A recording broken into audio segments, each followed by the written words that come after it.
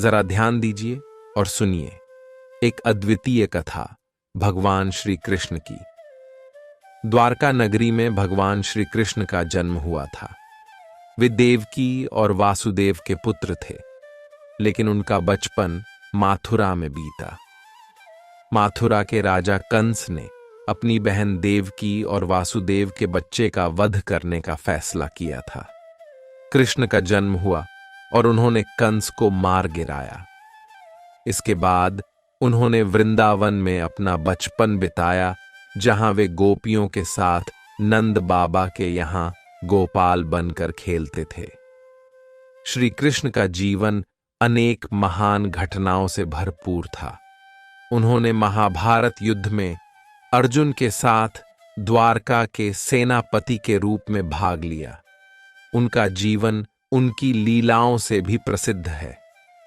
भगवान कृष्ण ने गोपियों के साथ रास लीला, गोवर्धन पूजा और कान्हा कान्ही जी की लीलाओं से भी अपने भक्तों को प्रेरित किया। महाभारत युद्ध के बाद भगवान कृष्ण ने गीता का ज्ञान अर्जुन को दिया। गीता में उन्होंने मनवांछित जीवन के रहस्यों का ज्ञान दिया और जीवन की दिशा दिखाई। द्वारका में उनकी शक्ति और बल अद्भुत थी, परंतु उनका जीवन निराशाओं और प्रेम में भी गहरा था। उनकी राधा के साथ गोपियों के प्रेम की लीला अजनबी नहीं है। भगवान कृष्ण ने अपने जीवन में अनेक रूप धारण किए, जिसमें माखन चोर कान्हा, गोपाल और युद्धवतार शामिल हैं। अंत में द्वारका के द्वार बंद होते ही भगवान कृष्ण ने अपने शरीर का त्याग किया।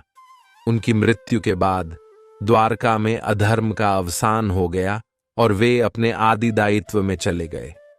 इस कहानी से हमें प्रेम, धर्म और ध्यान के महत्व को समझने को मिलता है। भगवान कृष्ण ने अपने जीवन में सत्य, न्याय और प्रेम का पाठ प्रदान किया। धन्यवाद।